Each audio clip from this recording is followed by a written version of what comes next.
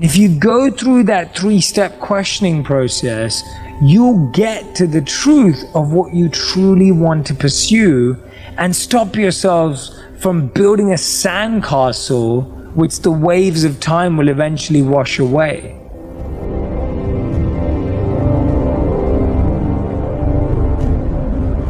If we spent a lifetime living someone else's life, how do we in our 30s or our 20s or our 40s or our 50s, how do we just decide, oh, I'm going to start finding out what my life is? So where do we start? One of my favorite ways to start is looking at what we value. And values are a very intangible word, and so there's a very easy way to figure out what you value. There's 2 things you have to look at. You look at how you spend your money. The most painful thing you can possibly do, go through your bank statement and look at where your money is being spent. That is what you value. The other thing that we spend, just like we spend money, is how we spend our time. Those are the 2 most perfect ways to see what you currently value. Your value isn't what's in your head, isn't what's in your heart, it isn't what's in your mind. It's how you spend your money and how you spend your time.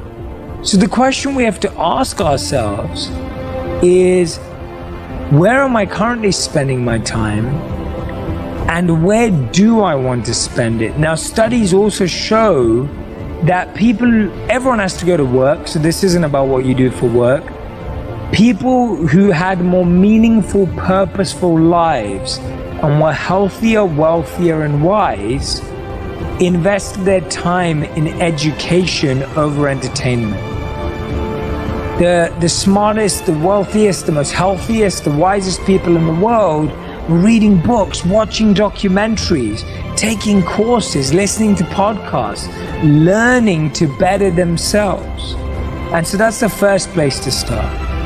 The second place, when we look at that value audit, is I want you to write down 3 things that you're currently pursuing in life.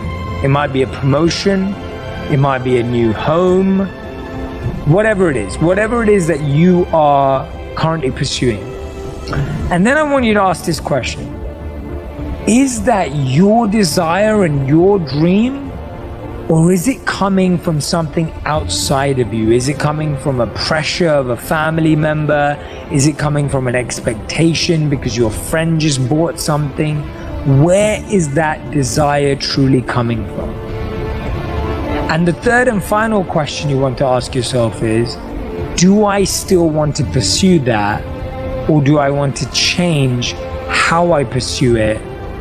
Or do I not want to pursue it at all? And if you go through that 3-step questioning process, you'll get to the truth of what you truly want to pursue and stop yourselves from building a sandcastle which the waves of time will eventually wash away.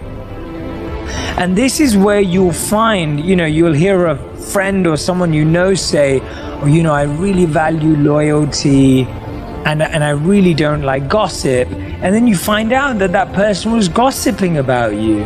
And how does that feel? It completely feels like someone's broken your trust. And so often the way we see ourselves or want to see ourselves is amplified compared to how we actually behave.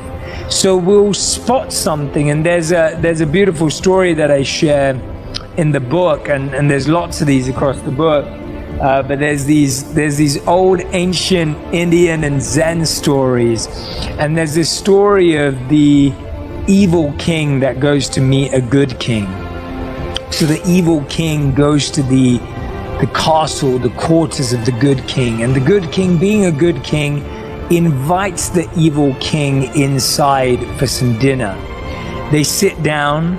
The servers bring out the plates. The plates are placed in front of the evil king and the good king. And they're just about to eat.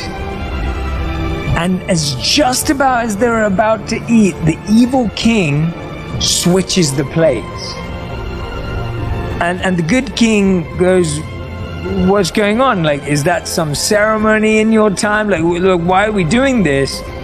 And the evil king goes, well, I don't know, you might have poisoned my food. You might be trying to kill me. You might have poisoned it. And the good king just bursts out laughing. He's just like, really? Like, come on. This, like, I've invited you over for dinner. Like, this is my team. Like, you know, whatever it is. Like, let's start eating right now. And just about as he's about to eat, the evil king swaps it back again. And the good king goes, well, now what then? And he goes, well, I don't know. You might be double bluffing me. And that night, the evil king doesn't eat. The good king happily eats his plate. The point is that so often we think we don't have some of the mistakes that we make, but we see them in everyone else. We see those mistakes in other people. So we'll say, oh, this person's not doing this right, or I don't like the way he or she talked to that person. But if we really do an audit in ourselves, we'll realize that we have a lot of those same challenges and feelings that we may think others have. And so for me, it's sometimes a really scary and daunting task to do that values audit, but it truly, truly is a beautiful process that we all need to go through to really realign our map and get our compass right and start moving in the right direction.